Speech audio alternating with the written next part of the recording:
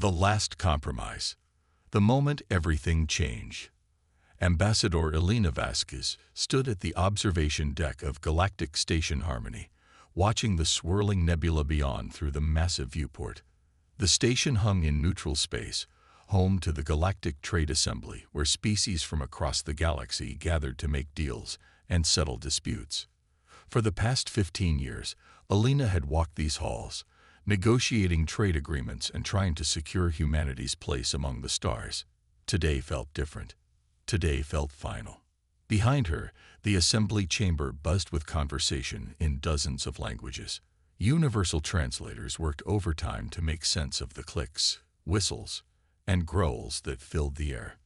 Elena adjusted her dark blue diplomatic jacket and checked her reflection in the viewport. At 45, she had gray streaks in her black hair and lines around her eyes that spoke of too many sleepless nights spent reading alien trade documents. She had given her best years to this job, believing that patience and compromise would eventually earn humanity respect among the galactic community. She had been wrong. Ambassador Vasquez came a familiar voice behind her. Elena turned to see her aide, Lieutenant James Park, approaching with a worried expression. The young man had worked with her for 3 years and had never seen her look this tired. "The Cortheni delegation is requesting your presence. They say it's urgent." Elena nodded slowly. She had been expecting this summons. The Cortheni Empire controlled nearly a third of the galaxy's trade routes and had been pressuring humanity for months. They wanted access to Earth's mineral-rich colonies, particularly the rare Earth elements found on New Genesis. The humans had refused, knowing that giving the Cortheni what they wanted would mean economic slavery for generations. "Tell them I'll be there in 5 minutes," Elena said, turning back to the viewport. She needed these last few moments to prepare herself for what was coming. The Cortheni ultimatum. The assembly chamber was massive, with seats arranged in concentric circles around a central speaking platform. Each species had their designated section, with the most powerful empires occupying the prime positions near the center. Humanity sat in the middle tier, a position they had fought hard to achieve over the past decades. High Chancellor Vexte of the Cortheni Empire was already standing at the central podium when Elena entered. The Cortheni were tall, reptilian beings with dark green scales and yellow eyes that seemed to glow in the chamber's soft lighting. Vexte was old even by Cortheni standards, his scales bearing the scars of numerous battles. He ruled his empire with an iron fist and had never been denied anything he truly wanted. Elena took her seat in the human section, noticing that several other species were watching her intently. The Villani, with their insect-like appearance and compound eyes, clicked softly among themselves. The Kresh, massive bear-like creatures with thick fur and sharp claws, growled low conversations. The Delvori, pale humanoids with oversized heads, whispered in their telepathic way. All of them were allies of the Cortheni Empire, either through choice or fear. Honored delegates, Vexte began, his voice carrying the authority of someone accustomed to being obeyed. "We have gathered today to resolve a matter that threatens the stability of our trade networks. The human species has repeatedly refused reasonable requests for mining access to their outer colonies. This selfishness endangers the economic prosperity of all species." Elena felt her jaw tighten. Reasonable requests. The Cortheni wanted to strip mine New Genesis and 3 other human colonies, taking 90% of the profits while leaving the environmental cleanup to humanity. When the humans had refused, the Cortheni had begun pressuring other species to support their demands. The Cortheni Empire has shown remarkable patience. Vexte continued, his yellow eyes fixing on Elena. But patience has limits. We now present the human delegation with a final choice. Grant us the mining rights we require, or face immediate sanctions from all Cortheni-aligned species. Your trade routes will be closed, your colonies isolated, your economy strangled until you see reason. A murmur ran through the chamber. This was more aggressive than anyone had expected. The Cortheni were essentially threatening to cut humanity off from half the galaxy's trade networks. For a young species like humanity, Still dependent on interstellar commerce, it could be devastating. Speaker Xyleth of the Villani rose from her section. The insect-like being's compound eyes reflected the chamber's lights as she spoke. The Villani Collective supports the Kortheni position. The humans must learn to be more cooperative members of the galactic community. One by one, other species voiced their support for the ultimatum. The Kresh, the Delvori, the Zentani, the Morphic Union. Each declaration felt like a nail in humanity's coffin. Belina watched it all with growing anger. These species weren't supporting the Kortheni out of principle. They were afraid.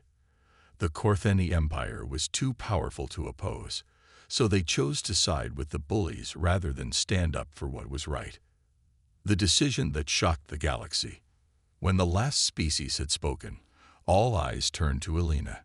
She stood slowly, feeling the weight of every gaze in the chamber. This was the moment she had been dreading and anticipating for months. The moment when humanity would have to choose between submission and isolation. But Elena had a third option in mind. Honored delegates, she began, her voice clear and steady despite the storm raging in her chest. For 15 years, humanity has participated in this assembly. We have followed your trade regulations, respected your territorial claims, and sought peaceful resolution to every dispute. We came to you as a young species, hoping to learn from your experience and wisdom. She paused, letting her words sink in. Several delegates shifted uncomfortably in their seats. What we learned instead, Elena continued, her voice growing stronger, is that this assembly is not about cooperation. It is about domination. The strong take what they want from the weak, and everyone else looks the other way out of fear. Well, I have news for all of you. Elena reached into her jacket and pulled out a small device. She placed it on the podium in front of her, and suddenly her voice was being broadcast not just to the assembly chamber, but to every human colony and space station across the galaxy. Humanity rejects your ultimatum, she declared, her words echoing through the chamber. We reject your sanctions, your threats, and your demands. Effective immediately, the human species withdraws from all galactic trade agreements, all mutual defense pacts, and all diplomatic treaties. We are done playing by rules designed to keep us weak. The chamber erupted in chaos. Delegates shouted in dozens of languages, their universal translators struggling to keep up with the cacophony of voices. Vexte's yellow eyes blazed with fury as he slammed his clawed hand on the podium. You cannot be serious, he roared. Humanity cannot survive without galactic trade. You will collapse within months. Elena smiled, and for the first time in years, it was a genuine expression of joy rather than diplomatic politeness. Chancellor Vextai, you have made the same mistake that every bully makes. You assumed that because we chose to be peaceful, it was because we had no choice. You thought that because we negotiated instead of fighting, it was because we were weak. She activated her device again, and suddenly the chamber's displays lit up with images from across human space. Colony worlds were activating massive defense grids that had been hidden beneath their surfaces. Space stations were revealing weapon systems that no alien intelligence agency had detected. Most shocking of all, the images showed human warships emerging from what had appeared to be empty space, their stealth systems finally deactivating after decades of hiding. You see, Elena continued, her voice now carrying an edge of steel, humanity has been preparing for this day. Since we first ventured into space, we knew that eventually we would face a choice between submission and independence. We chose independence long ago. We just needed time to prepare for it. The exodus begins. Speaker Xyleth of the Villani was the first to find her voice after the shocking revelations. This is impossible, she clicked rapidly. Our intelligence networks would have detected such preparations. Elena laughed, a sound that sent chills through many of the delegates. Your intelligence networks saw exactly what we wanted them to see. Did you really think a species clever enough to develop faster than light travel would be unable to hide military assets from your scans? Admiral Sarah Cross appeared on the main display, speaking from the bridge of a massive human dreadnought. The ship behind her was unlike anything the galaxy had ever seen, bristling with weapons and armor that seemed decades ahead of anything the other species possessed. "This is Admiral Cross of the Terran Defense Force," she announced. "All human civilian vessels have been recalled to our protected space. All foreign ships in human territory have 36 hours to leave peacefully. After that, they will be escorted out." High Chancellor Vexte's scales had turned a darker shade of green, a sign of extreme agitation among his species. "You are making a grave mistake, humans. The Kortheni Empire has fleets that could crush your entire species." "Then come and try," Alina replied calmly. "But before you do, ask yourself this question. If humanity has been hiding military assets for decades, what else have we been hiding? What other surprises might we have waiting for anyone foolish enough to attack us?" She picked up her device and walked toward the exit. "This assembly is built on the premise that might makes right, that the strong should dominate the weak. Well, we're about to find out just how strong everyone really is." The ripple effect. As Alina left the chamber, chaos continued to reign behind her. Some delegates were shouting for immediate military action against humanity. Others were demanding emergency sessions to discuss this unprecedented situation. A few, like the Neutral Axiom Consortium, were quietly wondering if they had backed the wrong side. Lieutenant Park was waiting for her in the corridor outside the chamber. His face was pale, but his eyes showed a mixture of fear and excitement. "Ambassador, our transport is ready. All human personnel have been evacuated from the station." Alina nodded and began walking toward the docking bay. Behind them, they could hear Vexte's voice booming through the chamber as he tried to restore order. "This is not over, humans. The Kortheni Empire will not be defied." "Actually," Alina called back over her shoulder, "it is over. The question now is what comes next." As their transport undocked from Galactic Station Harmony, Alina watched through the viewport as the station grew smaller behind them. She had spent 15 years of her life in those corridors, believing that diplomacy and compromise could secure humanity's future. Now she realized that sometimes the most important word in any language was no. Her communicator chimed with an incoming message from Earth. President Chen's face appeared on the small screen, showing a mixture of concern and determination. "Alina, the entire planet watched your speech. The polls show 97% support for withdrawal. The people are behind you." "Good," Alina replied. "Because we're going to need that unity for what comes next. The Kortheni won't let this stand. They'll come for us with everything they have." "Let them come," President Chen said grimly. "It's time the galaxy learned what happens when you corner a human being." Alina smiled as she ended the transmission. For the first time in years, she felt hope instead of frustration. Humanity was finally free to write its own destiny among the stars, and she suspected that destiny was going to surprise a lot of people. The transport jumped to faster than light speed, carrying her home to a humanity that was no longer willing to bow its head to anyone. What they never saw coming. The Empire Strikes Back. 3 weeks after humanity's dramatic withdrawal from the Galactic Trade Assembly, High Chancellor Vexte stood in the war room of his flagship, the Dominant Claw. The massive Kortheni dreadnought hung in space at the edge of the Kepler system, surrounded by the largest fleet the galaxy had seen in centuries. Over 2,000 ships from 7 different species formed a wall of metal and weapons stretching across the void. Vexte's yellow eyes gleamed with satisfaction as he studied the tactical displays. The human colony of New Genesis lay just 3 light hours away, a prosperous world of 12 million humans who had foolishly believed their species could defy the established order of the galaxy. Today, they would learn the price of human arrogance. Fleet Admiral Korthax, Vexte addressed his military commander, a scared veteran of dozens of planetary conquests. "Are all forces in position?" The Admiral's scales bore the ritual scars of the Kortheni warrior caste, and his voice carried the confidence of someone who had never lost a battle. "Yes, Chancellor. The first wave consists of 800 ships. The Villani contributed their entire third fleet, The Kresh sent their best assault squadrons, and the Delvori provided their mind control cruisers. The humans will have no choice but to surrender. Vextai nodded approvingly. The coalition he had assembled represented the military might of half the galaxy. Even the most optimistic human planners could not have prepared for such overwhelming force, and our intelligence on human defenses. Limited, Chancellor, but our analysis suggests they cannot have more than 50 warships in the system. Their colonies are protected by basic shield generators and plasma cannons, standard equipment for a young species.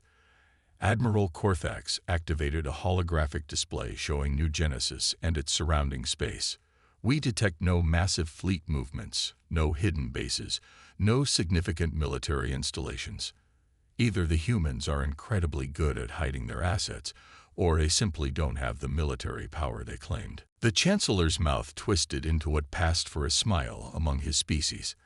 Admiral, in my 400 years of conquest, I have learned one universal truth. Young species always bluff when cornered. They make grand gestures and empty threats because they have no other choice.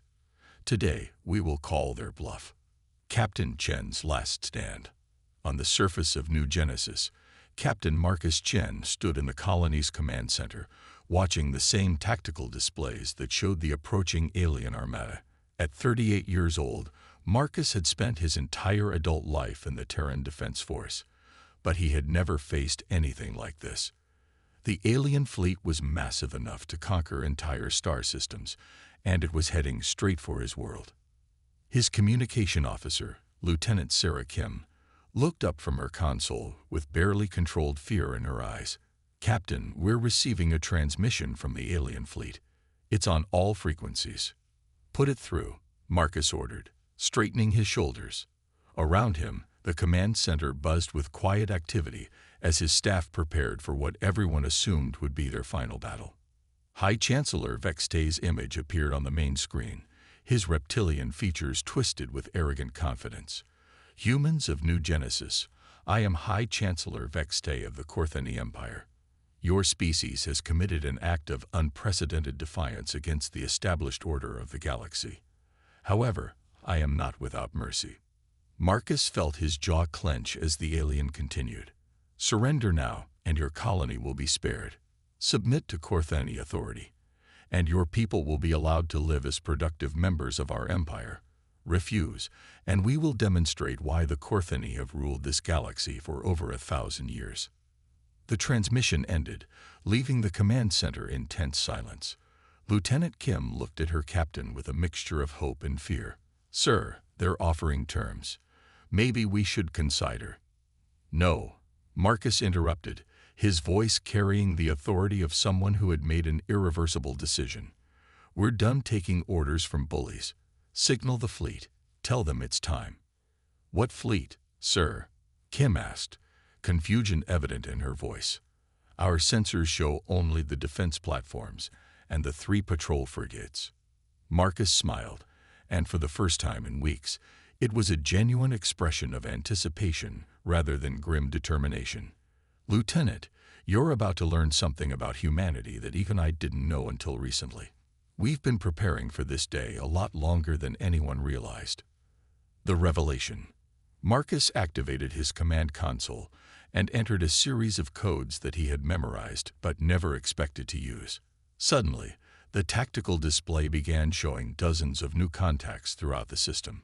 Ships that had been hidden in asteroid fields revealed themselves. Space stations that had appeared to be mining platforms unfolded into massive weapons platforms. Most shocking of all, what had looked like empty space near the system's gas giant suddenly filled with the largest human fleet anyone had ever seen. Lieutenant Kim's mouth fell open as she stared at the display. Sir, there are over 1,500 ships out there.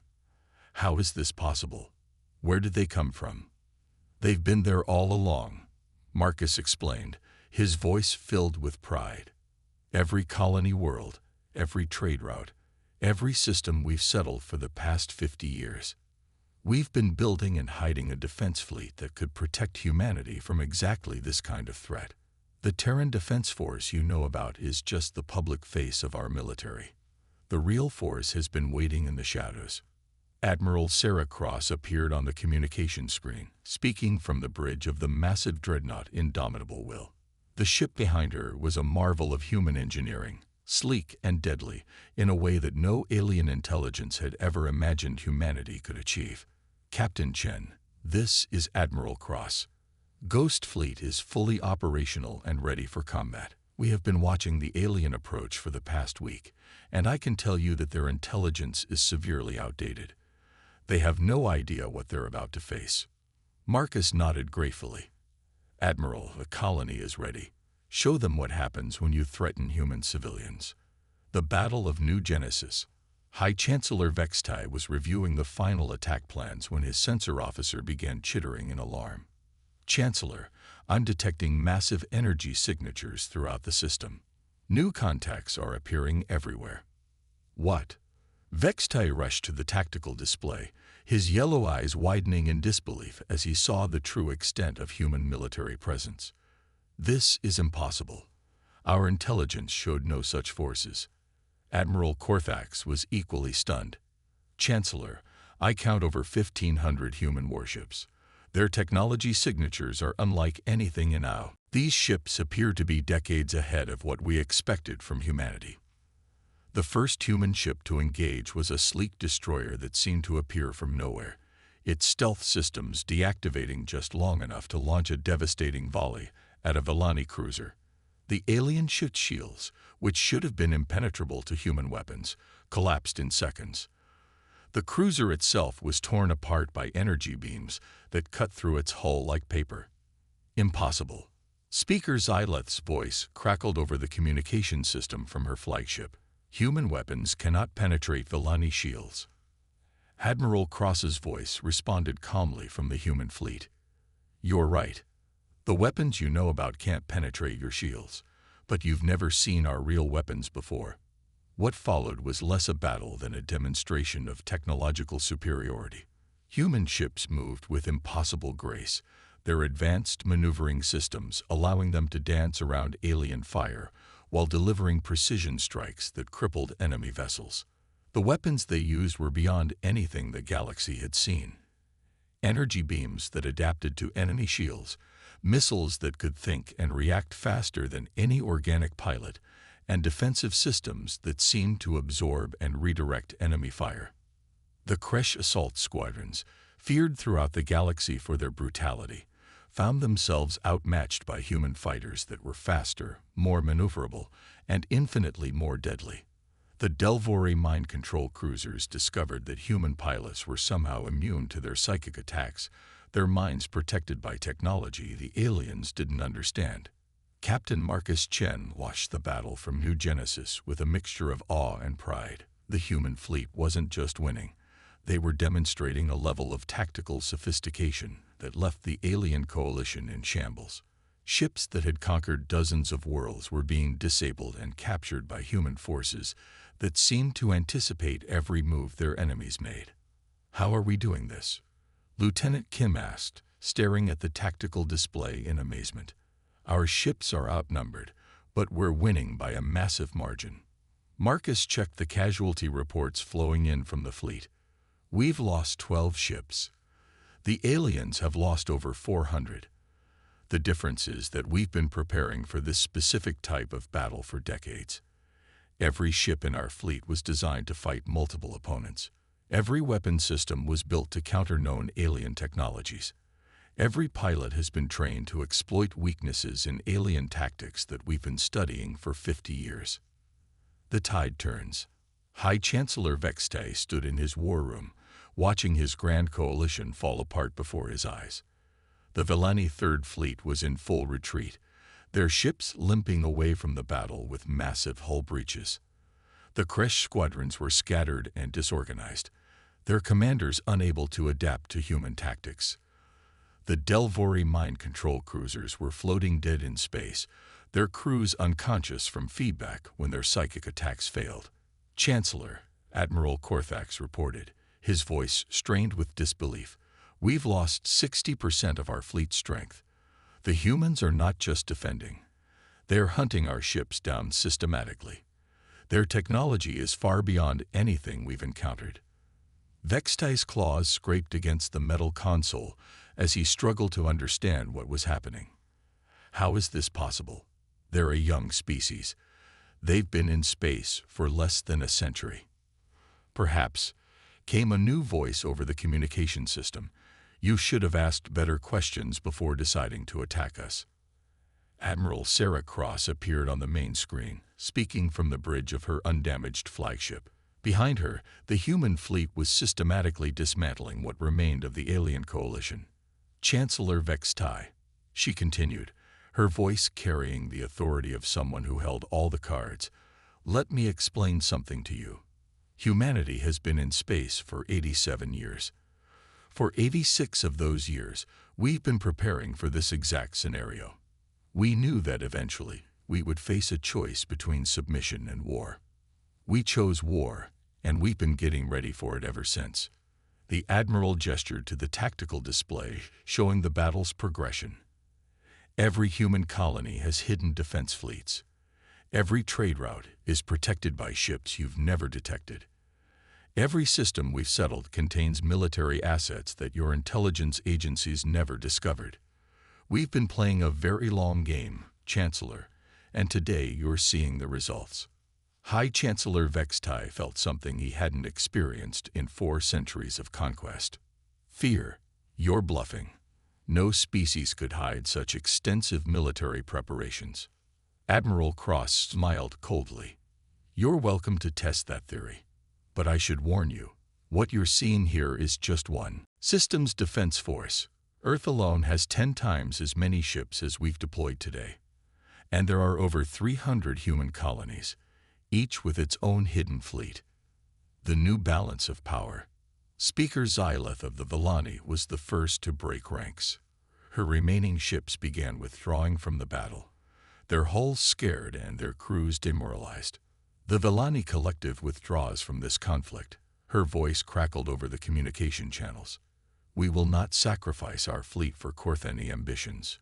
One by one, the other species followed suit. The Kresh, the Delvori, the Zentani, all began retreating from a battle they could not win. Within hours, the mighty coalition that had assembled to crush human defiance was fleeing in disorder, leaving behind hundreds of disabled ships and thousands of casualties.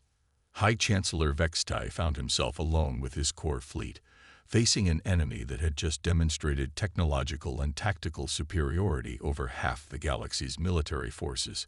His flagship shuddered as human weapons struck its shields, testing their strength without quite trying to destroy the ship. Chancellor, Admiral Cross's voice came over the communication system. I'm going to give you the same choice you offered the colony. Surrender now, and your ships will be allowed to leave. Continue fighting, and we'll demonstrate why humanity doesn't make empty threats. For the first time in his long life, Vextai felt the bitter taste of defeat. His fleet was outnumbered, outgunned, and completely outclassed. The humans had turned his own ultimatum against him, and he had no choice but to accept it. The Kortheni Empire withdraws, he announced, his voice heavy with humiliation. This engagement is over. The aftermath. 2 days after the Battle of New Genesis, the galaxy was in chaos. The defeat of the Kortheni coalition had sent shockwaves through every civilized system. Species that had been allied with the Empire for centuries began reconsidering their positions. Trade routes that had been controlled by Kortheni interests suddenly found themselves dealing with human merchants who offered better terms and asked for nothing in return except fair treatment. Captain Marcus Chen stood in his rebuilt command center, reading reports from across human space. Every colony world was reporting the same thing.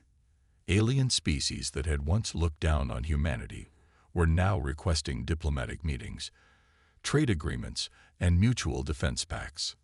Captain, Lieutenant Kim reported, we're receiving a transmission from the Axiom Consortium. They're requesting permission to establish a trade embassy on New Genesis. Marcus smiled. The Axiom Consortium had been neutral during the recent conflict, but their request for an embassy represented something much more significant. Approve it, Lieutenant.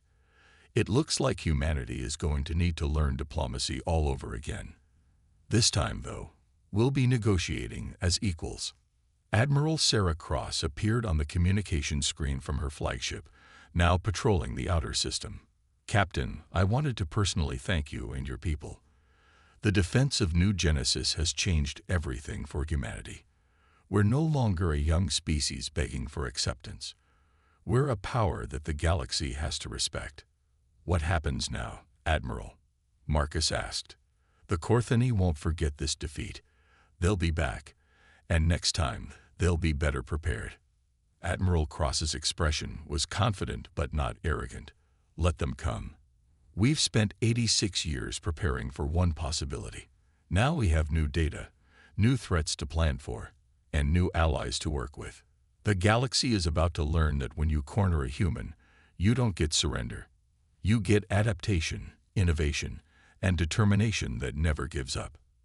As the communication ended, Marcus looked out at the stars beyond New Genesis.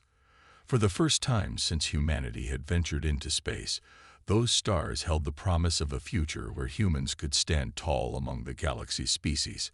They had said no to bullying and intimidation, and that simple word had changed everything. The galaxy would never be the same, and neither would humanity. They had emerged from the shadows to claim their place among the stars, and no force in the universe was going to push them back into hiding again.